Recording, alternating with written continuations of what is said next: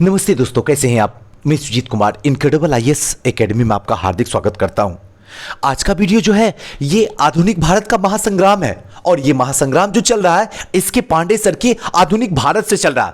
और हम लोग आधुनिक भारत में गवर्नर जनरल, वायसराय सब कुछ कंप्लीट कर लिए जो इंपॉर्टेंट है।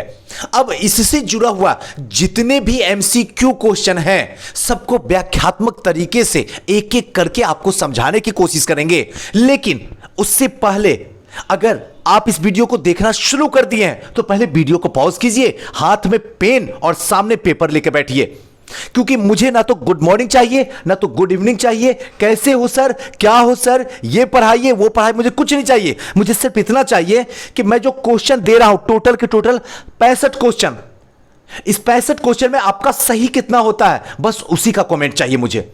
क्योंकि अगर एक साथ में आप लोग नहीं देखते हैं, नहीं बताते हैं, तो इस सीजन को यहीं पे खत्म कर दूंगा। फिर आप मत बोलिएगा कि आप आगे तक नहीं लेके जाते हैं, क्योंकि जब तक आपका सहयोग नहीं होगा तब तक हम आगे नहीं बढ़ेंगे। गला पूरी तरीके से मेरी खराब हो चुकी है, लेकिन फिर भी क्योंकि हमारे पास वक्त बहुत कम बचा हुआ है, इस कम वक्त में मैं आपके साथ में हूं, इसलिए आप भी मेरा सहयोग कीजिए। तो चलिए, लेकिन इससे पहले दोस्तों, जैसे ही लॉकडाउन समाप्त होगा आप कोई ना कोई संस्था के प्रति दीवानगी पैदा कीजिएगा। ऐसे में एक बेस्ट और बेटर ऑप्शन आपको लेकर आया हूं, sure success civil services class है, जहां पे डेली ग्रुप डिस्कशन है, डेली क्लास है, पर डे टेस्ट है, वीकली टेस्ट है, और सबसे बड़ी बात जो है सबसे कम फीस में बीपीएससी के बदलते पैटर्न के अनुसार बच्चों को पढ़ाया नहीं सिखाया जाता है। इसके साथ साथ में हमारे ऑनलाइन और ऑफलाइन क्लास दोनों स्टार्ट हो गए हैं, और साथ साथ में सबसे बड़ा महासंग्राम बीपीएससी का जो है टेस्ट सीरीज शुरू हो गया है। अगर दोस्तों अधिक जानकारी आपको चाहिए तो नीचे का जो नंबर डिस्प्ले हो रहा है 9334710148 पे ऑनलाइन, ऑफलाइन और टेस्ट सीरीज तीनों के लिए कभी भी 24 आवर जिस समय आपको लगे आप कॉल करके जानकारी ले सकते हैं। तो चलिए दोस्तों, आज के सेशन को शुरुआत करते हैं। सबसे पहला क्वेश्चन जो आपके स्क्रीन पे दिख रहा है वो है, राजपूत परिवारों की शिक्षा की निमित्त बने विद्यालय में से कौन सर्वप्रथम अस्तित्व में आया था। ऑप्शन आपके सामने है, मैं आपको सिर्फ आंसर बताऊंगा। इसका सही आंसर है, हमने आपको बताया था अजमेर का मेयो कॉलेज। मैंने बताया था सबसे पहले मेयो का टाइम वही है जहां से जनगणना की शुरुआत हो गई थी। मेयो का टाइम वही है जहां पे बंबई और मद्रास में नमक का जो कर था वो क्या कर दिया गया था, बढ़ा दिया गया था। मेयो का वही टाइमिंग है जहां से, ध्यान रखिएगा, जहां से कृषि के लिए जो है आयोग बनाया गया था, और मेयो का टाइम वही है जहां पे जब जनसंख्या बढ़ा दिया गया था, बच्चों की संख्या बढ़ गई है, तो यहां से कॉलेज जो है खोला जाएगा। जो कॉलेज खोला गया था मेयो कॉलेज अजमेर में खोला गया था। क्लियर हो रहा। चलिए नेक्स्ट क्वेश्चन की तरफ हम लोग दौड़ते हैं। भारत सरकार ने किस एक्ट के द्वारा भारतीय प्रेस पर पाबंदी लगाने तथा नेताओं को बंदी बनाने की कोशिश की। इसका सही आंसर जो होगा वो होगा option number C, Vernacular Press Act 1878 यानी 1878। क्लियर है। चलिए नेक्स्ट क्वेश्चन की तरफ चलते हैं। किस ब्रिटिश शासक के काल में औपचारिक रूप से अंग्रेजी माध्यम में शिक्षा प्रारंभ की गई थी। आपके पास में ऑप्शन है, मैं आपको आंसर बताते चलता हूं। इसका सही आंसर होगा लॉर्ड विलियम बेंटिक। बहुत कुछ सुधार हुआ, सरकारी कार्य में किसी भी तरीके का भेदभाव खत्म कर दिया गया। अब जब भेदभाव खत्म कर दिया गया तो शिक्षा का स्तर को क्या कर दिया गया, बढ़ा दिया गया। अब शिक्षा कहने का मतलब जो हायर एजुकेशन था, जो उच्च शिक्षा था, उसको अंग्रेजी में ही आपको करना अनिवार्य कर दिया। और आज भी अगर आप इंजीनियरिंग डॉक्टरी करते हैं यानी एमबीबीएस करते हैं तो आपको जो है आपको इंग्लिश मीडियम में ही करना पड़ेगा, हिंदी मीडियम में नहीं है। और साथ साथ में इन्हीं के टाइम में जो है एक चेन्नई में मेडिकल कॉलेज की स्थापना की गई थी। और जब वारेन हिस्ट्री में हम लोग पढ़ेंगे तो हमने वहां पे आपको बताया था आईआईटी रुड़की, उसकी स्थापना वारेन हेस्टिंग के टाइम में होती। तो ये छोटी छोटी चीजों को ध्यान रखिएगा ना, पढ़ने में मजा आएगा। कुछ भी याद करने की जरूरत नहीं है, बस एक बार लिंक कर दीजिए, तो जैसे ही लिंक होगा सब कुछ आपके दिमाग में ऑटोमेटिक निकलना शुरू हो जाएगा। ना रटने की जरूरत, ना सोचने की जरूरत, ना दिमाग पे प्रेशर देने की जरूरत है, ना तो दाहिने देखने की जरूरत, ना तो बाएं देखने की जरूरत, जबकि फटाफट आपके दिमाग से जो डाटा निकलेगा वो विदाउट कंफ्यूजन के साथ में निकलेगा। ये तब होगा जब आप लिंक कीजिएगा, जब हमारे साथ आगे बढ़िएगा। चलिए चौथा नंबर क्वेश्चन की ओर चलते हैं। चौथा नंबर क्वेश्चन क्या कहता है, आप अपने स्क्रीन पे देखिए क्या है। शिक्षा पर चार्ल्स वुड के डिस्पैच ने इसका सही आंसर बताइए। इसका सही आंसर होगा ऑप्शन नंबर डी, यानी कि शैक्षणिक संस्थाओं के सरकारी अनुदान की सिफारिश की। ये जो लाया गया था, ये किनके टाइम में लाया गया था? तो डलहौजी के टाइम में लाया गया था, जहां से प्राथमिक शिक्षा से लेके यूनिवर्सिटी तक में जितनी भी शिक्षा की व्यवस्था को ठीक किया जा सकता है, वो ठीक करने का दायित्व जो रखा गया था, इसी किसमें? तो चार्ल्स वुड डिस्पैच में रखा गया था। क्लियर? नेक्स्ट क्वेश्चन की तरफ चलते हैं। सेडलर आयोग ने किस विषय की पर सिफारिश की थी?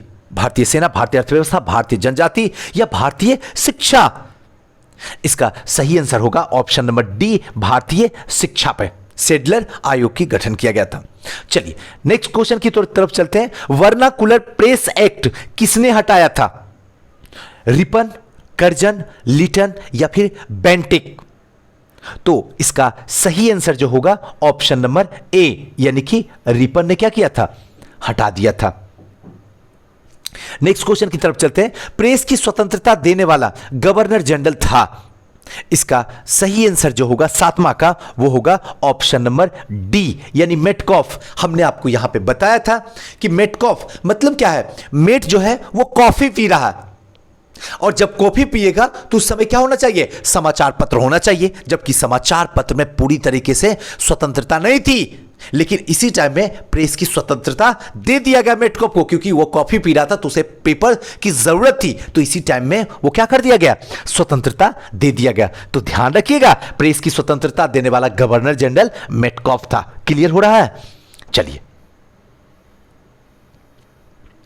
नेक्स्ट क्वेश्चन की तरफ चलते हैं। हंटर आयोग ने किसके विकास पर बल दिया था?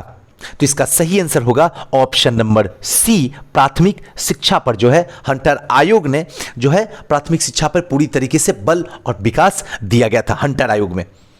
नेक्स्ट जो है सूची 1 और सूची 2 को सुमेलित कीजिए।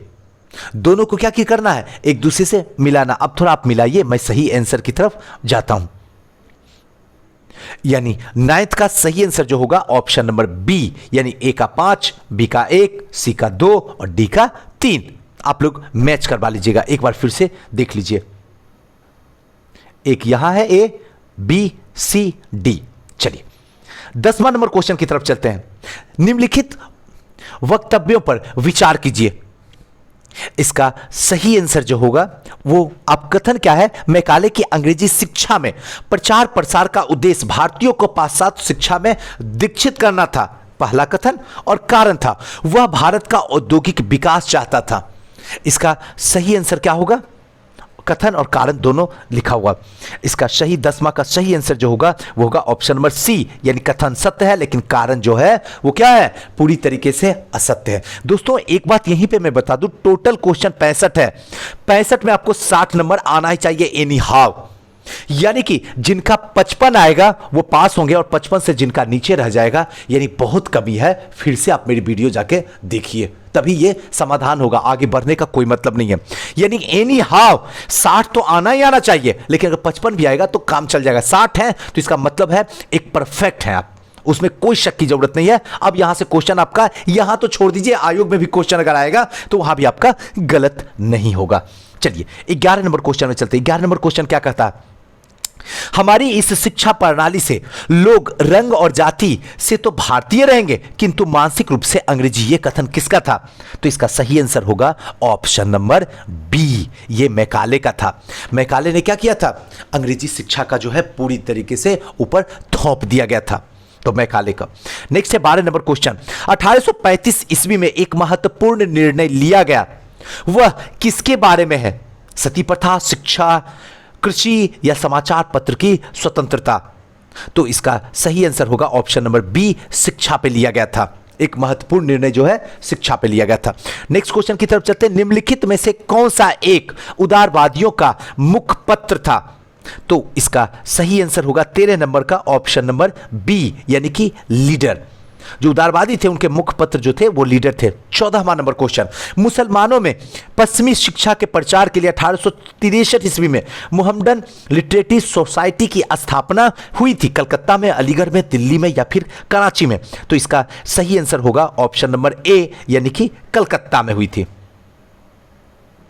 चलिए 15 नंबर क्वेश्चन की तरफ चलते हैं। 15 नंबर क्वेश्चन क्या कहता है, भारत में आधुनिक शिक्षा के इतिहास में महत्वपूर्ण निम्नलिखित घटनाओं को सही कालानुक्रम, मतलब एक तरीके से सही मिलान क्या है उसको बताना है आपको। क्लियर है? तो इसका सही आंसर जो होगा वो मैं आपको बताता हूं। सबसे पहले जो होगा चौथा अलीगढ़ मुस्लिम विश्वविद्यालय, उसके बाद जो होगा हंटर कमीशन, उसके बाद जो होगा कार्यालय परिपत्र, और उसके बाद होगा पूना में महिला विश्वविद्यालय की स्थापना होगा। यानी कि जो निम्नलिखित घटनाओं को सही कालानुक्रम जो है यही है, यानी पहले जो होगा वो 4 होगा, फिर 3 होगा, फिर 2 होगा और फिर 1 होगा। क्लियर है ना? चलिए आते हैं 16 नंबर क्वेश्चन में। 16 नंबर क्वेश्चन क्या कहता है, इसको थोड़ा सा देखने की कोशिश करते हैं। बनारस स्थित सेंट्रल हिंदू कॉलेज जो बाद में बनारस हिंदू विश्वविद्यालय के केंद्र बिंदु के रूप में काम आया, किसके द्वारा स्थापित हुआ था? तो इसका सही आंसर जो होगा 16 नंबर का वो होगा ऑप्शन नंबर बी, यानी कि श्रीमती एनी बेसेंट के द्वारा। क्लियर है ना? नेक्स्ट है 17 नंबर, निम्नलिखित पत्रिकाओं का संबंध व्यक्तियों के साथ सुमेलित कीजिए। जो व्यक्ति उनके साथ जो है सुमेलित करना है। तो देखिए इसका सही आंसर होगा ऑप्शन नंबर बी, यानी कि 1 का ए, 2 का सी, 3 का डी और 4 का बी होगा। अब आप मैच करवा लीजिए। क्लियर है? चलिए 18 नंबर क्वेश्चन देखते हैं। 18 नंबर क्वेश्चन क्या कहता, पुस्तक तथा उनके लेखक का कौन सा जोड़ा गलत है? सिर्फ गलत वाला जोड़ा को आपको क्या करना है, निकालना है जो गलत है।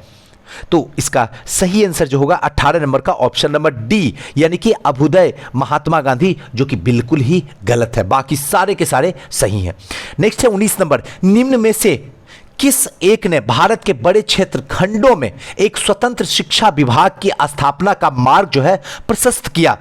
तो इसका सही आंसर होगा 19वां नंबर का ऑप्शन नंबर डी, यानी कि वुड का डिस्पैच। और यह आया था किसके टाइम में? तो डलहौजी के टाइम में आया था। इसको ध्यान रखना है। 20वां नंबर, यंग इंडिया के संपादक कौन है? इसका सही आंसर ऑप्शन आपके सामने है, ऑप्शन नंबर ए, यानी कि महात्मा गांधी यंग इंडिया के क्या हैं? संस्थापक हैं। ध्यान रखिएगा, या कहे तो संपादक हैं। चलिए 21वां नंबर क्वेश्चन की तरफ हम लोग भागते हैं। भारत की प्रथम राष्ट्रीय समाचार एजेंसी थी? इसका सही आंसर जो होगा option number D, the associated press of India. इसका सही आंसर जो होगा, प्रथम राष्ट्रीय समाचार एजेंसी जो थी वो कौन थी? The associated press of India. Next है अल हिलाल का प्रकाशन किसने किया था? ऑप्शन आपके सामने, आंसर मैं बताता हूं। इसका सही आंसर होगा अबुल कलाम आजाद ने। अल हिलाल जो है ओ से अल होगा, ओ से अबुल होगा। बस इतना ध्यान रखिएगा, आपका कभी गलत नहीं होगा। 23वां नंबर क्वेश्चन, भारतीय सिविल सेवा किसके काल में प्रारंभ हुआ था? ये तो सबसे इजी क्वेश्चन है, ये तो आपका गलत होने का कोई उम्मीद ही नहीं बनती है। इसका सही आंसर होगा ऑप्शन नंबर डी, जो कि नाम है लॉर्ड कर्नवालिस। क्लियर है ना? Lord Cornwallis. पुलिस सेवा का जनक भी लॉर्ड कर्नवालिस को ही जाता है। क्लियर है? 24वां नंबर क्वेश्चन क्या कहता, वह कौन था जिसने भारतीय राजाओं को गोद लेने की प्रथा छीन ली? कर्नवालिस, डलहौजी, लिटन या फिर बेंटिक?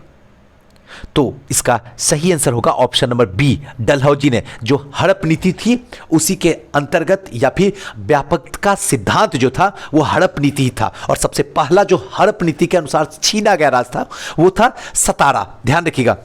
और ये कहां है? तो महाराष्ट्र में है। 25वां नंबर क्वेश्चन, सर्वप्रथम रेल सेवा का प्रारंभ किसके काल में हुआ था? तो इसका सही आंसर जो होगा वो होगा ऑप्शन नंबर बी, डलहौजी में। हमने बताया था आपको ऑप्शन में एक ट्रिक के थ्रू कि डलहौजी के टाइम में जैसे ही आप ट्रेन पे चढ़िएगा तो उनकी याद तो आपको आएगी ही आएगी। जब उनकी याद आएगी तो फटाक से आप मोबाइल यूज कीजिएगा। इस समय मोबाइल था, उस समय टेलीफोन था। तो ध्यान रखना है कि रेल और टेलीफोन दोनों के आसपास ही रखना है, यानी रेल की जो शुरुआत होगी वो डलहौजी के टाइम में होगी। क्लियर है ना? 1953। नेक्स्ट है सती प्रथा का कानून बनाकर किसने बंद किया? 26 नंबर का क्वेश्चन। इसका सही आंसर होगा ऑप्शन नंबर ए, विलियम बेंटिक के टाइम में जो है सती प्रथा का कानून बनाकर इसे क्या किया गया? बंद किया गया था। क्लियर? नेक्स्ट है डलहौजी की हड़प नीति का कौन सा राज्य शिकार नहीं हुआ था? डलहौजी के जो हड़प नीति था, तो सतारा तो अभी बताया सबसे पहला था, ठीक है ना। संबलपुर तो आपको बताए हैं, झांसी बताए देते, तो सही आंसर होगा अवध। क्लियर है। नेक्स्ट है अक्रमण्यता की नीति कहां से संबंधित थी? तिब्बत, अफगानिस्तान, ईरान या फिर पंजाब? तो इसका सही आंसर होगा ऑप्शन नंबर बी, यानी कि अफगानिस्तान। नेक्स्ट क्वेश्चन की तरफ चलते हैं। वर्नाकुलर प्रेस एक्ट किसने हटाया था? तो इसका सही आंसर होगा लॉर्ड रिपन ने क्या किया था? रिपन ने क्या किया था? पूरी तरीके से वर्नाकुलर प्रेस एक्ट को जो है हटा दिया गया था, और लॉर्ड रिपन को ही जो है लोकप्रिय वायसराय भी माना जाता है, ध्यान रखिएगा। नेक्स्ट जो है कर्नवालिस के सुधार के विषय में कौन सा कथन जो है गलत है? सिर्फ गलत वाले कथन को आपको बताना है। तो इसका जो सही आंसर होगा वो मैं बताता हूं, ऑप्शन नंबर बी, भारतीयों के लिए सेवाओं के द्वार खोले गए, जो कि बिल्कुल गलत था, कभी किसी ने खोला ही नहीं ऐसा। तो ये कथन गलत है, बाकी सारा का सारा सही है। नेक्स्ट है सिंध में अंग्रेजों की ओर से सर्वप्रथम किसे भेजा गया था? अंग्रेजों की ओर से सिंध में। तो इसका सही आंसर जो होगा वो होगा ऑप्शन नंबर ए, यानी कि अलेक्जेंडर को अंग्रेजों की तरफ से सिंध में भेजा गया था। नेक्स्ट जो है प्रभावी आक्रमण्यता की नीति का जनक कौन था? प्रभावी आक्रमण्यता की नीति का जनक कौन था? तो इसका सही आंसर होगा ऑप्शन नंबर बी, यानी कि लॉरेंस। नेक्स्ट है कौन सी प्रमुख घटना को लेकर द्वितीय अफगान युद्ध घोषित किया गया? द्वितीय अफगान युद्ध घोषित किया गया। तो इसका सही आंसर जो होगा 33 नंबर का ऑप्शन नंबर सी, यानी कि अंग्रेजी राजदूत के प्रवेश से रोकना। अंग्रेजी राजदूत को प्रवेश से रोकना था। नेक्स्ट जो है गोद निषेध नीति के अंतर्गत भारतीय राज्यों का वर्गीकरण कितने श्रेणी में किया गया था? तो इसका सही आंसर होगा ऑप्शन नंबर बी, 3। वैसा क्षेत्र, तीनों की बता रहा हूं, वैसा क्षेत्र जहां पे संपूर्ण रूप से अंग्रेजों का वर्चस्व हो गया है, तो वहां जो है अंग्रेज अपनी नीति चलाएंगे। और दूसरा वैसा क्षेत्र जहां पे मुगलों का भी है या वहां के नवाबों का भी है और अंग्रेजों का, दोनों का है। तो अगर आप गोद ले रहे हैं तो आप शासक जो है अंग्रेज से भी पूछेंगे, जब तक अंग्रेज अलाउ नहीं करेंगे तब तक आप गोद नहीं ले सकते हो। और एक ऐसा क्षेत्र जहां पे अंग्रेजों का कोई अस्तित्व नहीं है, वहां पे आप पूरी तरीके से गोद लेने के लिए फ्री है। तो ये 3 भागों में बटा हुआ था, 3 श्रेणियों में बटा हुआ था। क्लियर। भारत का गवर्नर जनरल पद नाम सर्वप्रथम किसे मिला था? भारत का गवर्नर जनरल का।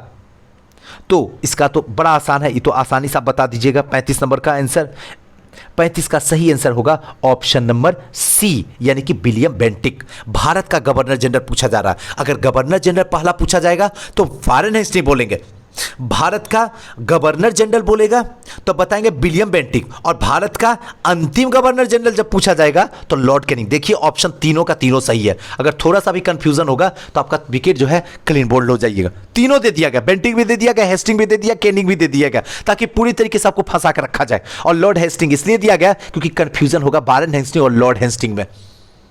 क्लियर हो रहा है? चलिए 36 नंबर क्वेश्चन। 36 नंबर क्वेश्चन क्या कहता है? भू राजस्व के अस्थायी प्रबंधन सर्वप्रथम किस ब्रिटिश शासक ने लागू किया था? तो इसका सही आंसर जो होगा वो होगा option number B, Lord Cornwallis ने, जो कि भू राजस्व का अस्थायी प्रबंधन जो है इन्हीं ने ही शुरुआत किया था, लागू किया था। नेक्स्ट है किस ब्रिटिश शासक के काल में औपचारिक रूप से शिक्षा अंग्रेजी माध्यम से प्रारंभ की गई थी? अब ऑप्शन आपके पास में है। सही आंसर जो होगा, मैंने ऊपर भी एक क्वेश्चन ये रिपीट हुआ था, लॉर्ड विलियम बेंटिक के टाइम में सरकारी रूप से किसी भी तरीके का भेदभाव ना किया जाए, चाहे हिंदू हो या मुस्लिम। क्लियर है? या फिर काला हो, गोरा हो, नाटा हो, छोटा हो, इस संप्रदाय से हो या उस संप्रदाय से हो, इस जाति से हो, उस जाति से, किसी भी तरीके का भेदभाव बंद कर दिया गया। जब भेदभाव बंद कर दिया गया तो शिक्षा का स्तर जो है वो जो ऊपर वाला शिक्षा था, यानी हायर एजुकेशन था, उसमें जो है अंग्रेजी को ला दिया गया। और इन्हीं के टाइम में मैंने बता चुका हूं कई बार कि मद्रास में जो है क्या खोला गया था? मेडिकल कॉलेज खोला गया था। क्लियर है? चलिए नेक्स्ट क्वेश्चन की तरफ चलते हैं। किस ब्रिटिश शासक के समय में सर्वाधिक देशी राज्य ब्रिटिश भारत में मिलाए गए थे? तो इसका सही आंसर होगा ऑप्शन नंबर डी, डलहौजी के टाइम में। सबसे ज्यादा सर्वाधिक देसी राज्य जो है ब्रिटिश में मिलाए गए थे किसके टाइम में, तो डलहौजी के टाइम में। चलिए 39 नंबर क्वेश्चन देखते हैं। निम्नलिखित में से किसे सबके बाद जो है अधिकार में लाया गया था, सिंध, पंजाब, अवध या असम, किसके बाद इसको अधिकार में लाया गया था? तो इसका सही आंसर जो होगा वो होगा ऑप्शन नंबर 39 का क्या होगा, सी, यानी कि ऑप्शन नंबर सी, अवध को। नेक्स्ट क्वेश्चन की तरफ चलते हैं। किस ब्रिटिश शासक ने मराठे को अंतिम रूप से पराजित कर दिया गया था? कौन सा ब्रिटिश शासक था जो मराठा को अंतिम रूप से पूरी तरीके से हरा दिया गया था? तो इसका सही आंसर होगा option number B, Lord Hasting. Lord Hasting के टाइम में मराठे को अंतिम रूप से पूरी तरीके से पराजित कर दिया गया था। नेक्स्ट है, भारत में तार व्यवस्था का प्रारंभ किसके काल में हुआ था? तार व्यवस्था, कर्जन, रिपन, लीटन या फिर डलहौजी? इसका तो सही आंसर समझ में आ गया होगा, डलहौजी होगा कि ट्रेन पे चढ़ेंगे तो कॉल लगाएंगे, क्लियर है, तो टेलीफोन। नेक्स्ट जो है, भारत में रेल प्रारंभ करने में कंपनी का एक मुख्य उद्देश्य था। इसका सही आंसर 42 नंबर का जो होगा वो होगा ऑप्शन नंबर ए, यानी कि भारत में ईस्ट इंडिया कंपनी के वित्तीय हितों की सुरक्षा करना ही भारत में रेल प्रारंभ करने की मुख्य उद्देश्य था, ऑप्शन नंबर ए। नेक्स्ट क्वेश्चन की तरफ चलते हैं। 43 नंबर क्वेश्चन क्या कहता है, नीचे दिए गए कूट के आधार पर निम्नलिखित गवर्नर जनरल वायसराय का सही कलाक्रम जो है निर्धारित करना, केनिंग, मेयो, लॉरेंस या फिर नेपियर? तो इसका सही आंसर जो होगा वो होगा ऑप्शन नंबर सी, यानी कि ए डी सी बी, यानी कि सबसे पहले केनिंग, उसके बाद नेपियर, उसके बाद लॉरेंस, उसके बाद मेयो, यानी कि ऑप्शन नंबर सी सही होगा। 44 नंबर क्वेश्चन क्या कहता है, निम्न में से कौन इंडियन मुस्लिम शीर्षक पुस्तक के लेखक था? तो इसका सही आंसर जो होगा 44 नंबर का option number B, sir William Hunter. ध्यान रखिए, इंडियन मुस्लिम शीर्षक के पुस्तक के लेखक सर विलियम हंटर।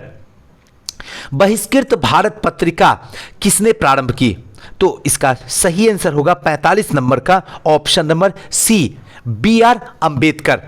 इसका सही आंसर होगा बी आर अंबेडकर। नेक्स्ट है, किस वायसराय के समय में असहयोग आंदोलन जो है चलाया गया था?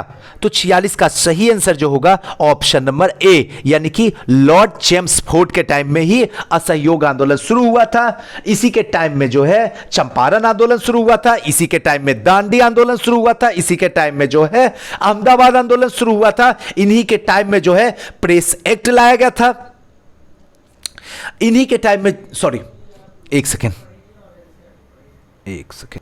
देखिए, इन्हीं के टाइम में जो है इसका सही आंसर जो होगा 46 नंबर का सही आंसर होगा आपके पास में ऑप्शन नंबर ए, लॉर्ड चेम्सफोर्ड के टाइम में। और इन्हीं के टाइम में जो है रोलेट एक्ट 1919 लाया गया था।